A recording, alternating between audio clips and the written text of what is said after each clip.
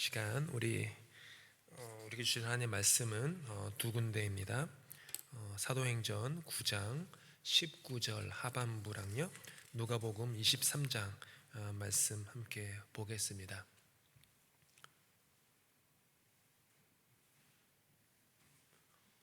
혹시 불미스럽게도 성경 구절이 자막에 준비가 있습니다. 불미스럽지 않았습니다. 네, 사도행전 성경 보고요. 그 다음에 설교하고 그 다음에 아까 띄워놓으셨던 찬송가는 설교 후에 함께 나누도록 하겠습니다. 함께 19장 하반절부터 사도행전 저와 함께 교독하겠습니다. 제가 먼저 19장 하반절 먼저 읽습니다. 사울이 다메섹에 있는 제자들과 함께 며칠 있을새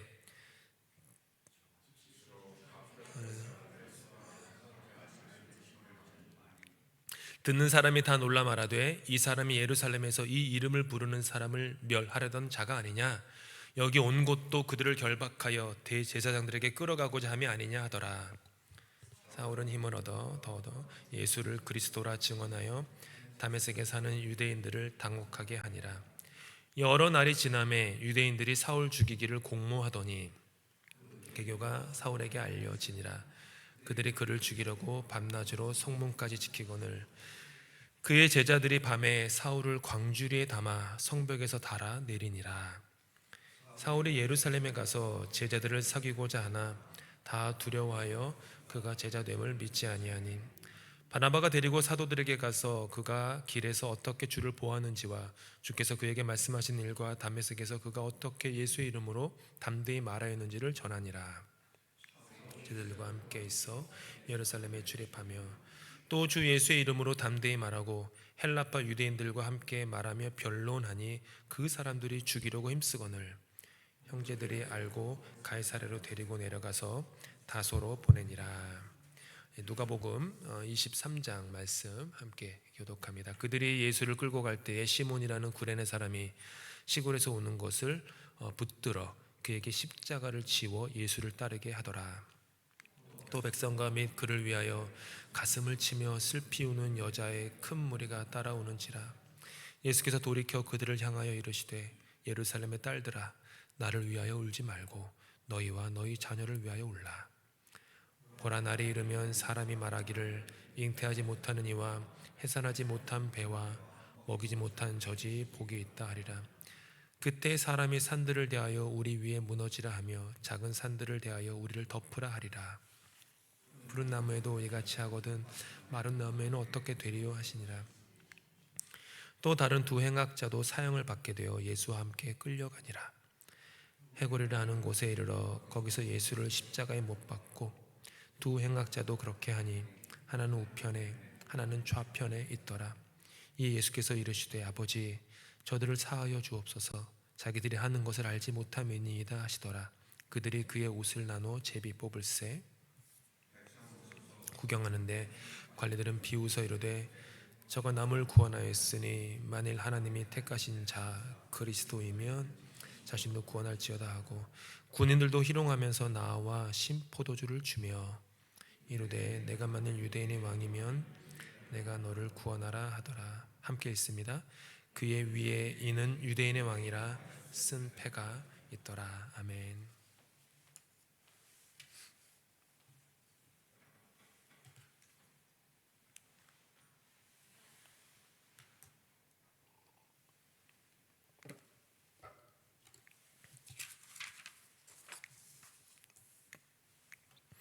오늘 화면에 보시는 대로 나에게 친절하기라는 제목으로 말씀을 전하겠습니다. 제목이 좀 이상하다 생각하실 수도 있지만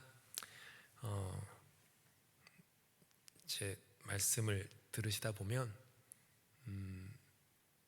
우리 인간에게 하나님을 만나서 우리가 경험하는 구체적인 변화의 모습이 나 자신에게 친절하게 대하는 모습으로 변한다라는 것을 아실 수 있게 될 거라고 생각합니다. 지난 몇 주 동안 계속해서 바울을 우리가 묵상하고 있습니다. 사울은 자신에게 매우 불친절한 사람이었습니다. 바울로 변화되기 전에 사울은 자기 자신에게 친절한 사람이 결코 아니었습니다. 그는 자신을 사랑하지 않았습니다. 자신을 사랑한 적이 없습니다. 내 자존심이 높다고 하여서 그것이 나에게 친절하다는 뜻은 아닙니다. 자신감이 있고 능력 있어 보이고 이것도 할 수 있고 저것도 할 수 있고 뭐든지 확신에 차 있고 막 결연하고 그런다고 하여서 자신이 자신을 친절하게 대하는 건 아닙니다. 바울은 사울이었을 때 자기 자신을 사랑하지 않았고 자기 자신에게 친절하지 않았기 때문에 거기에 대한 반작용으로 다른 사람들을 사랑하지 않았고 다른 사람들에게 친절하지 못했습니다. 만약 우리가 살면서 의외로 우리에게 불친절한 사람을 만나게 되면 거의 열은 제 말이 맞을 겁니다. 그 사람은 그 사람 자신에게 친절한 사람이 아닌 겁니다. 그 사람은 자기 자신을 있는 모습 그대로 진정으로 사랑하는 사람이 아닐 겁니다. 내가 나 자신을 있는 모습 그대로 수용하고 사랑하고 80억 인구 중에 그나마 나라는 존재를 제일 잘 아는 내가 내 자신에게 친절하게 대한다면 다른 사람에게도 친절하게 대하게 되어 있습니다. 그러니까 만약 그런 불친절한 사람을 만나면 불쌍히 여기셔야 됩니다. 아, 저 사람은 자기 스스로를 사랑하지 않는구나. 자기에게 친절하지 못하구나. 그래서 자꾸 다른 사람을 찌르는구나. 이거예요. 바울은 사울이었을 때 그런 사람이었어요. 그래서 바울은 그리스도인들을 불친절하게 잡아서, 그리스도인을 붙잡는 게 뭐죠? 불친절한 거예요. 타인에게 불친절했다라는 거죠. 그리스도인을 잡아서 그들에게 고난을 주는데, 그들에게 아픔을 주는데 자신의 삶을 던졌습니다. 그게 사울의 인생이었어요. 얼마나 허무한 인생입니까? 짧은 인생 사는 동안 다른 사람을 불친절하게 하고 다른 사람에게 고난을 주는데 자기 인생을 투신했다. 참 가련한 인생이었습니다. 오늘 읽은 사도행전 본문이 바울을 향한 예수님의 그 부르심 이후에 나아가 살았던 그 바울의 그 인생 여정의 첫 번째 겪었던 일입니다. 보니까 뒷부분에서 설명하겠지만은 예전에 자신에게 친절하게 대했던 동료 유대인들이 이제는 자신을 불친절하게 여겨서 자신을 죽이려고 위협합니다. 그걸 2번 겪어요. 그래서 피신을 하게 되는 내용이 오늘의 본문입니다. 우리가 잘 아시는 이것이 바울에게 어떤 것이었는지를 해석하기 위해서는 그 전에 있었던 바울이 예수님을 엄밀히 얘기하면 바울이 예수님을 만난 게 아니라 바울에게 예수님이 찾아가신 거죠. 바울은 예수님을 만나려고 기도한 적도 없고 간절히 열망한 적도 없습니다. 그냥 예수님 스스로의 주권적 능력으로 바울에게 찾아와 주신 거죠. 우리 인생도 그렇죠. 그렇게 찾아온 그 얘기를 봐야 합니다. 잘 아시는 이제 사도행전 말씀인데 여기서 제가 좀 주목하고 싶은 것은 그때 있었던 사도행전 9장에 나오는 그 사건이 아니라 그 일 후에 30년이 지난 후에 이제 환갑을 앞둔 환갑이 지나거나 그 즈음이 된 바울이 죽음을 불과 한 몇 년 안 남긴 시점에서 자기 인생에 일어났던 그 역사적인 그 회심의 시간을 반추하면서 30년 전의 사건을 회고하는 내용이 나옵니다. 그게 사도행전 26장에 나와요. 사도행전 26장. 그러니까 복귀하는 거죠. 바둑을 하시면은, 저는 바둑을 못 두는데 바둑을 잘하는 분들은 복귀를 한다고 하더라고요. 근데 또 되게 신기한 게, 그렇게 막 수많은 그 흑백 돌을 왔다 갔다 했는데도 다 엎은 다음에도 머릿속에 그걸 복기를 하시는 분들이 있어요. 진짜 아마추어는 복기를 못 한다고 하더라고요. 저 같은 사람은 절대 못 하죠. 근데 진짜 프로들은 그게 다 머릿속에 복기가 된대요. 어떤 위치가. 그러니까 바울은 30년 전에 있었던 그 사건, 그 검은 알, 흰 알이 왔다 갔다 인생 속에 여기저기 놓였던 그 사건을 아주 뚜렷하게 복기를 하는 거예요. 그게 이제 26장에 나오는데, 제가 천천히 읽어드리면, 이제 30년이 되니까 노인이 된 바울이 30세 때쯤에 만났던 그 사건을 회고하는 겁니다. 왕이여, 이제 총독, 가이사랴 총독 관저에 갇혀 있었으니까 왕이여, 그 왕한테 얘기하는 거예요. 정오가 되어 길에서 보니 하늘로부터 해보다 더 밝은 빛이 나와 내 동행들을 둘러 비추는지라. 우리가 다 땅에 엎드러짐에 내가 소리를 들으니 히브리 말로 이르되 사울아 사울아 내가 어찌하여 나를 박해하느냐. 가시채를 뒷발질하기가 내게 고생이니라. 내가 대답하되 주님 누구시니까? 주께서 이르시되 나는 네가 박해하는 예수라. 일어나 너의 발로 서라. 내가 네게 나타난 것은 곧 네가 나를 본 일과 장차 내가 네게 나타날 일에 너로 종과 증인을 삼으려 함이니, 이스라엘과 이방인들에게서 내가 너를 구원하여 그들에게 보내어 그 눈을 뜨게 하여 어둠에서 빛으로 사탄의 권세에서 하나님께로 돌아오게 하고 죄 사함과 나를 믿어 거룩하게 된 무리 가운데서 기업을 얻게 하리라 하더이다. 이게 30년 전에 일어난 사울이 바울이 된 그 사건의 복기를 하는 내용이에요. 여기에 사도행전 9장에 나오지 않는 매우 중요한 표현이 하나 등장합니다. 다름 아닌 14절에 나오는 바울을 향한 예수님의 음성이에요. 사도행전 9장엔 안 나와요. 오직 여기에만 나와요. 뭐죠? 예수님이 바울에게 이렇게 얘기하세요. 가시채를 뒷발질하기가 내게 고생이니라. 저는 농사를 안 해보고 부모님들도 농사를 안 하셔서 가시채를 경험한 적은 없습니다. 하지만 조금이라도 농사의 경험이 있으시다면 가시채가 뭔지 잘 아실 겁니다. 가시채는 이제 논밭을 가는 소가 있는데, 밭을 갈아야 되는데 밭을 가려면 이렇게 길이 있잖아요. 농부는 그 길이 여기 딱 쭉 가야 돼요.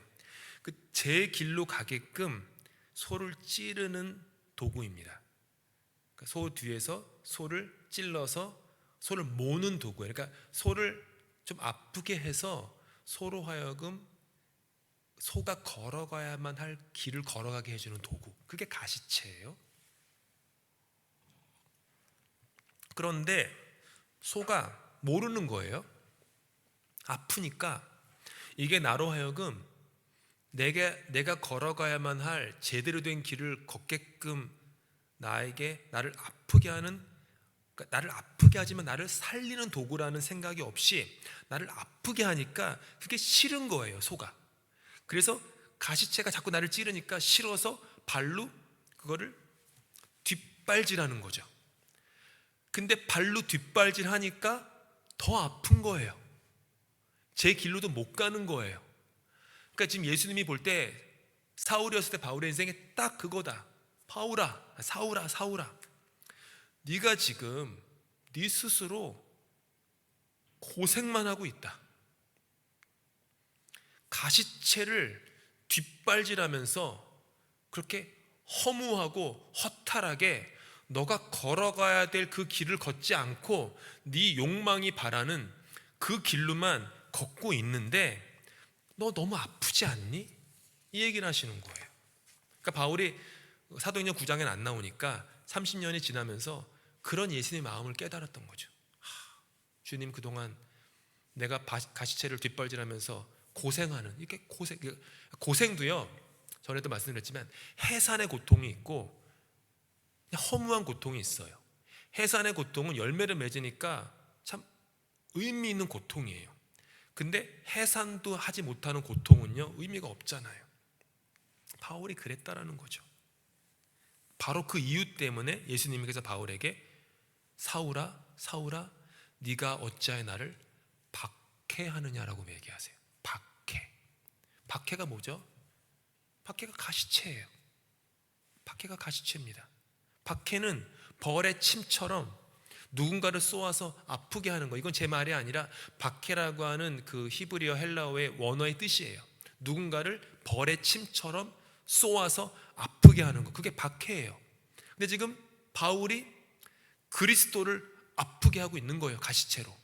바울이 그리스도인들을 아프게 하는 거예요. 근데 예수님은 참 너무 자비롭고 사랑이 많으신 게 그런 바울을 보면서 바울아 내가 너무 아프다라고 이렇게 막 한탄하지 않으시고 바울아 그렇게 사는 너 아프지 않니? 네가 너를 아프게 하고 있지 않니? 너 너무 아프다. 너 지금 온 너의 영혼에서 너가 너를 찔러가지고 너가 너 스스로에게 불친절해가지고 너를 막 찌르는 것 때문에 피를 철절 흘리고 있는데 그것도 모르고 누군가를 죽이려고 막 소가 투하는 그 소가 입김을 막 뿜는 것처럼 그렇게 살고 있으니 더 참 안 됐다. 더 참 안 됐다. 라고 하시는 거죠. 그러니까 정작 자기 아프게 한 것은 바울 자신이었다라는 거죠. 바울 자신이 자기를 아프게 했던 거예요. 그렇게 불친절했다라는 말이죠. 그리고 그 불친절했던 그의 과거의 삶을 주님은 고생이다라고 얘기하세요. 가시체를 뒷발질하기가 네게 고생이다. 연단이다라고 안 하세요. 너를 재련시키는 거다라고도 안 하세요. 고생이다. 고난도 아니에요. 환난도 아니에요. 고생이다. 예수님을 믿고 예배당을 다녀도 자기 욕망의 가시체를 뒷발질하며 살아갈 때가 얼마나 많은지 모릅니다.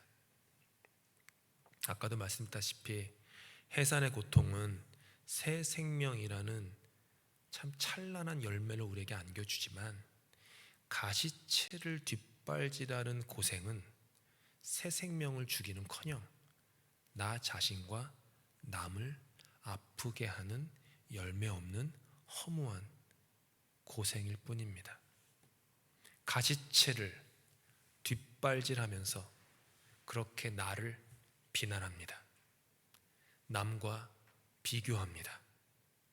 타인을 부러워합니다. 타인이 나보다 잘 되면 부러워하고요. 타인이 나보다 못 되면 우월감을 느낍니다. 그 얘기가 다 뭐죠? 나 자신에게 그렇게 불친절하다는 말이에요. 그것은 나를 지으신 하나님을 향한 불친절로 돌아옵니다. 아무리 교회를 오래 다녀도 계속 가시체를 스스로의 발로 뒷발질하는 인생을 반복할 뿐이라면 그것은 주님 말씀처럼 헛된 고생에 지나지 않습니다. 기독교 신앙의 여정은요, 여러 가지가 있겠지만 오늘 본문의 맥락에서 보면 나에게 친절해지는 것입니다. 기독교 신앙의 여정은 나에게 친절해지는 거예요. 이것은요, 미국에서 한때 유행하고 한국을 휩쓸었던 적극적 사고방식이나 긍정적 사고방식을 말하는 게 아닙니다. 나를 이해하시는 하나님의 이해의 범주로 나 자신을 이해하는 믿음입니다. 그래서 나에게 친절한 거예요. 적극적 사고방식은 언제 파지티브 띵킹을 해가지고 나에게 늘 긍정적인 생각을 하고 이렇게 얘기하지만 이거 차원이 다릅니다. 나를 나보다 더 이해하시는 창조주 하나님의 이해 속에 나 자신을 이해하는 것입니다. 그래서 나에게 친절할 수 있는 것입니다. 바울이 예수님을 부른 것이 아니라 예수님이 바울을 불렀습니다. 바울이 예수님을 선택한 것이 아니라 예수님이 바울을 선택했습니다. 그것이 예수님의 방법이에요.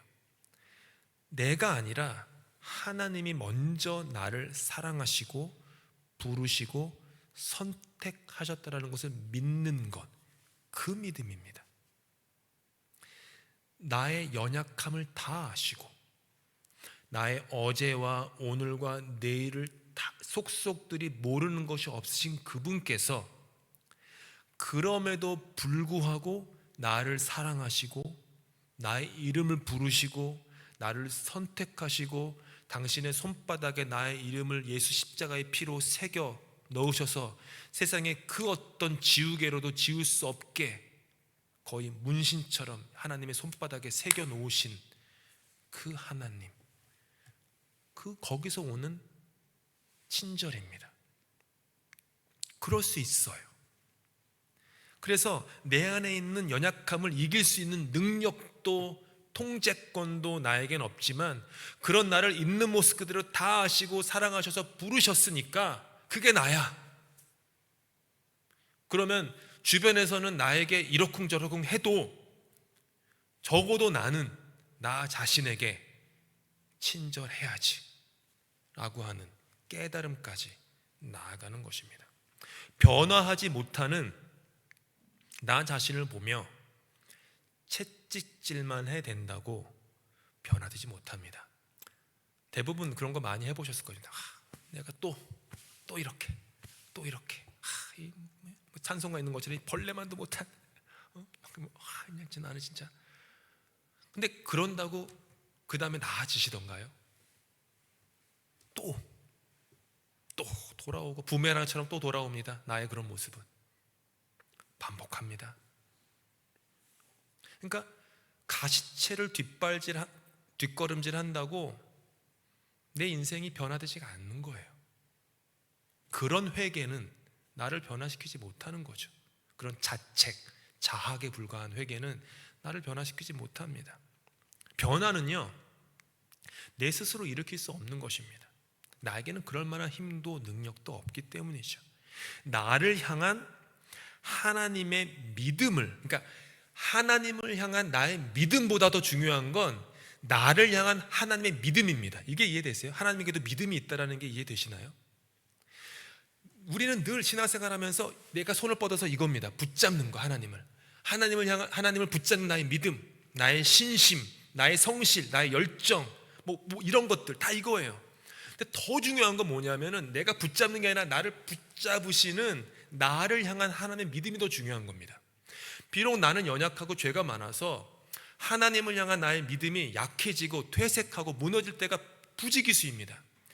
그렇지만 그럼에도 불구하고 나를 향한 하나님의 믿음은 오늘 찬양 고백한 것처럼 변치 않는 거예요. 그래서 하나님을 향한 나의 믿음에 나의 신앙의 근거를 두지 않고 나를 향한 하나님의 믿음에 나의 신앙의 근거를 두면 흔들리지 않습니다. 무너지지 않습니다. 죽지 않습니다. 거기서부터 변화가 싹 트는 겁니다. 즉 나를 향한 하나님의 마음을 깨닫게 될 때, 그때 변화가 거기서부터 조금씩 싹 트는 거죠. 있는 그대로의 하나님이 보시는 나를 그대로 바라보는 겁니다. 그러면서 이제 더 이상 나 스스로를 못난 놈, 쯧쯧쯧 이러면서 나 스스로를 비난하기를 멈추는 겁니다. 다른 말로 하면 오늘 설교 제목처럼 나 자신에게 친절해지는 겁니다. 나 자신을 사랑하는 겁니다. 자아 도취가 아닙니다. 자기 최면이 아닙니다.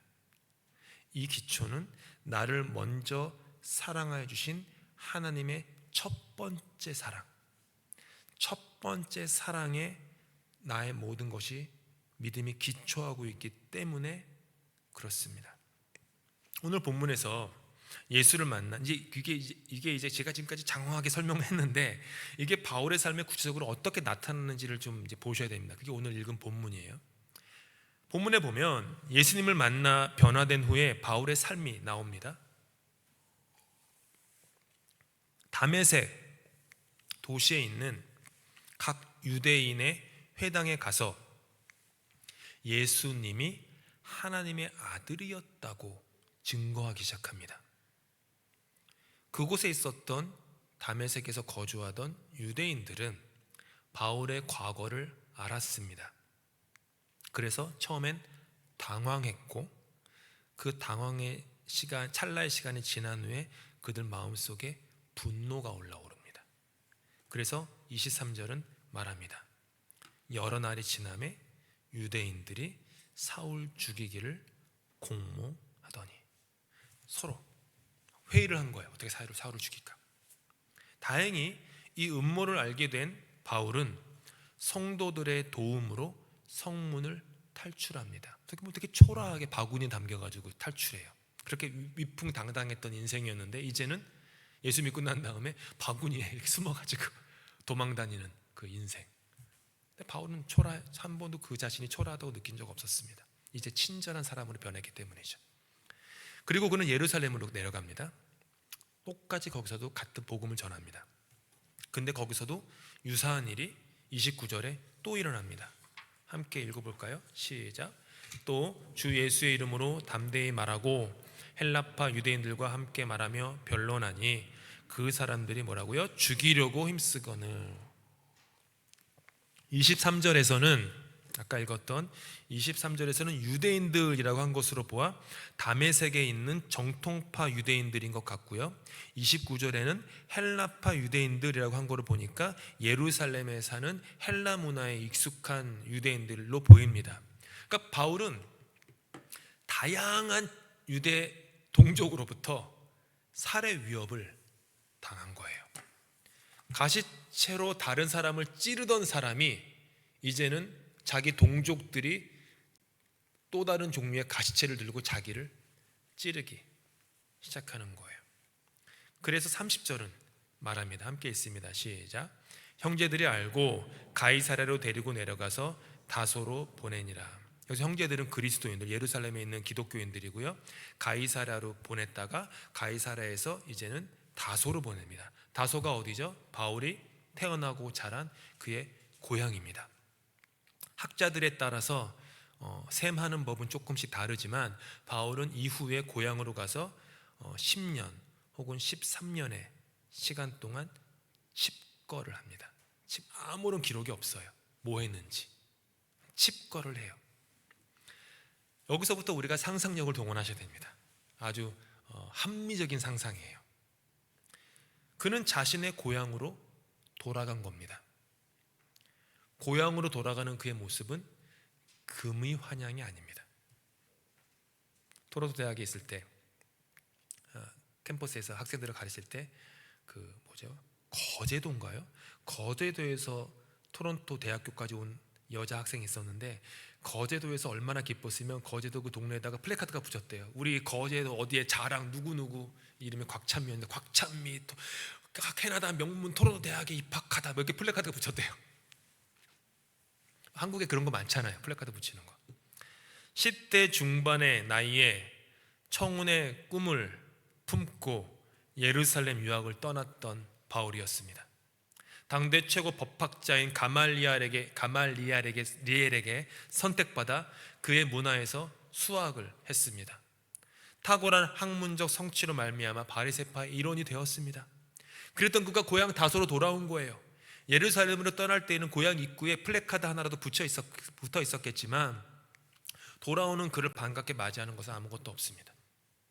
집안 식구들의 자랑이었던 바울이 하루아침에 집안의 부끄러움이 된 겁니다.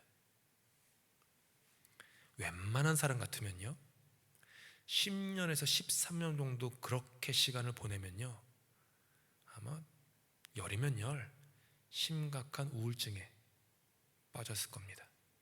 그렇지 않습니까? 너무 인생이 망가졌잖아요.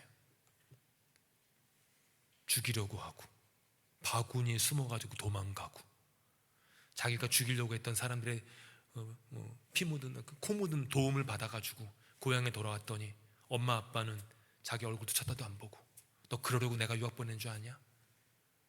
그 바리새파 됐다고 그렇게 자랑해서 엄마 아빠가 동네 마을회관에 가서 잔치도 열었다 야. 근데 와가지고 이게 이꼴 뭐냐?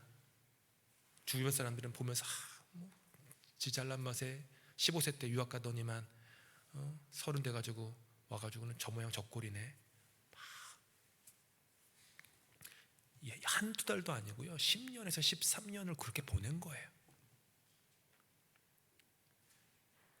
그럼에도 불구하고 바울은 이 긴 터널을 지나갑니다. 평범한 일상도 어두운 나날도 다 주님께 맡기며 지나갑니다. 이전에 사울이었다면 자신을 향한 불친절에 극에 달했겠지만, 예수를 만난 그는 이전과는 다른 사람이 되었던 것입니다. 예수로 인해서 나 자신이 어떤 상황에 처해도 예수님 때문에 나 자신에게 친절할 수 있는 그런 사람으로 변화된 것입니다. 그래서 바울의 서신을 보면요, 자기 자신에 대한 비난이 담겨 있지 않습니다. 자기 자신에 대한 비판도 담겨 있지 않습니다. 자기 자신에 대한 불친절함이 담겨 있지 않다는 뜻입니다. 비록 내 안에, 이 영적인 세계 안에서 일어나는 죄의 현실에 대해서 아파하며 오호라 나는 곤고한 자로다 라고 한탄할지언정, 그 한탄 역시 예수님의 은혜를 구하는 한탄이었지 자신에게 불친절해서 그런 것 아닙니다. 내가 또 이렇게 맨날 똑같은 죄만 범하면서 너희 벌레 같은 벌레마도 못한 놈아, 이런 게 아니었어요. 그는 늘 자신에게 친절했습니다. 말씀드렸지만 긍정적이거나 적극적 사고방식이 아니라 자기를 어떤 모습과 어떤 상황에서도 친절히 바라보시는 예수님의 시선으로 자기를 바라보는 법을 깨달았기 때문입니다. 시선이 바뀐 거예요. 즉 바울은 자신을 바라보는 자신이 아니라 예수가 바라보는 자신을 보기 시작한 겁니다. 그것이 그의 삶의 우선순위가 되었습니다. 그래서 고향에서의 10년이 넘는 칩거 후에 불현듯 안디옥 교회에서 공동 목회를 하자고 바나바가 부를 때에도 그 부르심에 순종하며 길을 떠납니다. 갑작스럽게 1년 후에 주님께서 바울을 선교사로 부르실 때도 또 순종하며 그 길을 떠나 배에 몸을 싣고 나갑니다. 그냥 주님이 부르시는 대로 순종하며 따라갔던 겁니다. 이것은 뭐예요? 부르시는 대로 순종하며 따라갔다는 것은 바울이 그 시점 이후로부터 자기 자신에게 친절한 삶을 살았다는 뜻이에요. 결국은 자기 자신에게 친절하지 못하니까 부르심의 삶을 살지 못하는 거 아니겠습니까? 그래서 50대 초반에 3차 선교 여행을 마친 후에 예루살렘에 있는 유대인들에게 체포되어서 56세에 로마에 압송되어 감옥과 가택 연금을 이어가다가 62세에 참수형을 당함으로 삶을 마감합니다. 그는 30세에서 62세까지 약 32년의 인생 후반전을 사는 동안 자신에게 주어진 일상의 부르심을 수용하고 순종하며 자신을 친절하게 부르시는 주님께 순종하여 자기 자신에게 친절하였고, 그로 말미암아 주변 사람들에게 친절함으로 복음을 전하는, 그렇게 주님의 뜻을 완성한 삶을 살게 되었습니다. 이 모든 것은 하나님이 나를 먼저 부르셨다라고 하는 그 믿음 때문에 가능했습니다.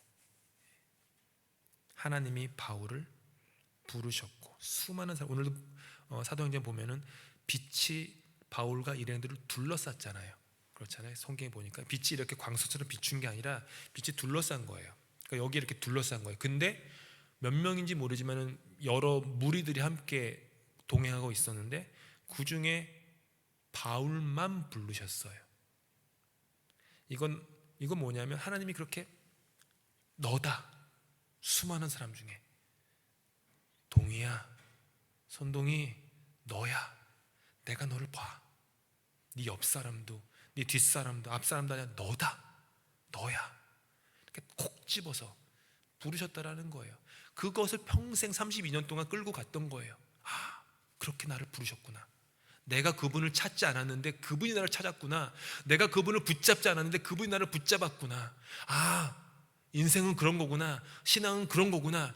내가 주님 바지끄덩이 붙잡고 놓치면 안 되라고 두렵고 긴장하면서 살아가는 게 인생이 아니라 주님이 나를 부르셨고 붙잡기 때문에 나는 무엇이든 할 수 있고 어디든 갈 수 있어.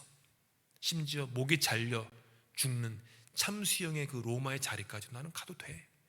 그런 마음으로 자신에게 그 정도로 친절했던 인생을 살았던 곳입니다. 그래서 바울은 고린도서에서 이런 놀라운 고백을 합니다. 함께 읽습니다. 시작. 그러나 내가 나 된 것은 하나님의 은혜로 된 것이니 내게 주신 그의 은혜가 헛되지 아니하여 내가 모든 사도보다 더 많이 수고하였으나 내가 한 것이 아니요 오직 나와 함께 하신 하나님의 은혜로다. 내가 아닙니다. 하나님입니다. 늘 그 고백인 거예요. 하나님입니다. 하나님입니다.